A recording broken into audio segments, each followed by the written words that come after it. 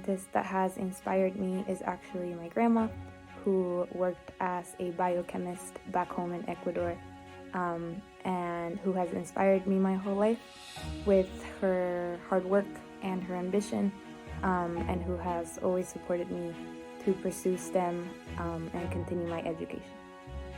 I am inspired by the advisor of my PhD work, Joan Ruderman, and my postdoctoral advisor, Nancy Hopkins. Both of them inspired me to continue to work, to do an experiment over and over again until I got it right, to be creative and curious. Thank you, Joan. Thank you, Nancy. The woman that has inspired me was my math professor, Elena, and she's inspired me to continue studying math, finish the math minor. She would always suggest all these math classes I should take. She was so excited about math and the proofs.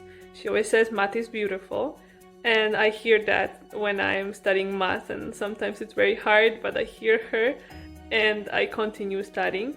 I would like to mention by name Dr. Suzan Gode, where I spent a year in her lab at Harvard Medical School and then Dana-Farber Cancer Institute when I was a PhD student, where she inspired me into genetics and cancer biology, and she drove me and motivated me to apply engineering principles in biology. Thank you all to those women and girls in science who inspire us on a daily basis. An inspirational female figure for me in STEM has to be Fatima Al-Jalaf. She was the first research assistant that I worked with when I joined Professor Yousefi Dagdor's lab as a freshman. And I think the reason that she was so inspirational and motivational for me in the process of learning about research was the fact that she was so patient with me while we were training together. And she really took the time to make sure that I understood the science holistically. And I think that was really important early on when I was figuring out how to do wet lab experiments. Second, she's a great collaborator and works so well with everybody in the research community and the lab. And I think that was really important for me to learn and look up to. And I think that's been something that I've been trying to emulate as I learn about research myself more.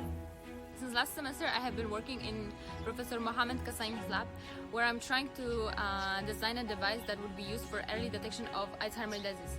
And during my research there, I am supervised by Ms. Pavitra.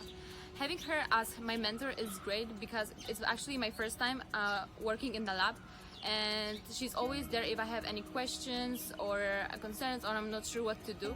So I really appreciate her support and that she is there for me.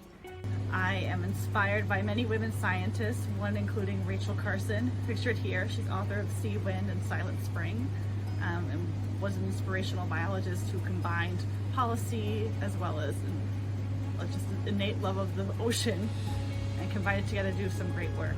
I'm also inspired by my graduate advisor, specifically my master's, Chris Rushlow, who was hilarious, hardworking, and just a really good, taught me the diligence and how to be a good scientist.